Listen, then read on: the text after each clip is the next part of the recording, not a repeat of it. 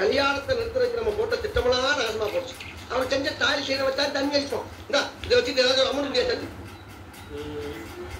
300 ரூபாய் கொடுக்குறோம். என்னடா 300 ரூபாங்க? அது எங்க 4 பேருக்குமே பத்தாது. அப்புறம் நீங்க என்ன பண்ணுவீங்க? பட்டியா கிடைப்பீங்களா? வர வர மார்வாடியா உங்களை மதிக்க மாட்டேங்கிறான். ஒரு காட்டுங்க பாரு, அப்பதான் அமௌண்ட் ஏறும். சரி, ஒரு போன் ஒண்ணு போட்டுக்கலாமா? போட்டுக்கோங்க. யாரா உருட்டுக்கிட்ட உலகிறாங்களா? நான் தீப்பொறி திரும்பவும் பேசுறேன்டா. நாகப்பட்டினத்துல மொபைல் இருக்கிற பிரச்சனையா? நீ ஒரு 4 லாரி உருட்டுக்கட்டையும் ஒரு 4000 பேர் ஏத்திட்டு நேரம் அங்க போயிரு. சரி, எவ்வளவு ஏத்தமா? 1000 ரூபாய் கொடுக்கலாம்னு சொன்னேன். எப்படி? ஒரு போனுக்கே 700 ரூபாய் அமௌண்ட் ஏத்திட்டான். இன்னும் 2 போனை போட்டீங்கன்னா கடையவே எழுதி. சரி, இன்னொரு போன் போட்டுக்கலாமா? போட்டுக்கோங்க. யாரா பூம்புகார போத பாத்தியா? நான் தான் பேசுறேன்டா. நம்மளுக்கு வேண்டிய ஒரு 4 பேர் வீட்டுக்கு வருவேன். அந்த கூரையில ஏகே பாடிச்சவன் துப்பாக்கி இருக்கும், பிகே பாடிச்சவன் துப்பாக்கி ஒரு 8 இருக்கு. எடுத்து கையில கொடுத்து விடு. என்னடா ரத்தம் அடிக்குது? சேட்டை போட தள்ளிக்கிட்டு இருக்காங்க. நடு பண்றீங்க.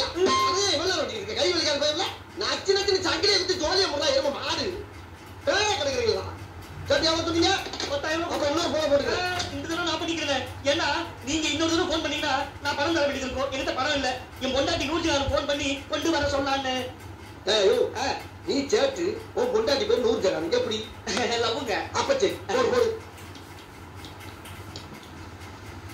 ஹலோ, 100? என் பொண்டாட்டி பேர் 104 இல்ல, செல்லம்மா 100 அப்படியா? சரி, அதான் சொல்றேன், எழுதிக்கங்க. சுரேஷ் அடகு கடை 66 பஜனை கோவில் பண்டாரம் தெரு.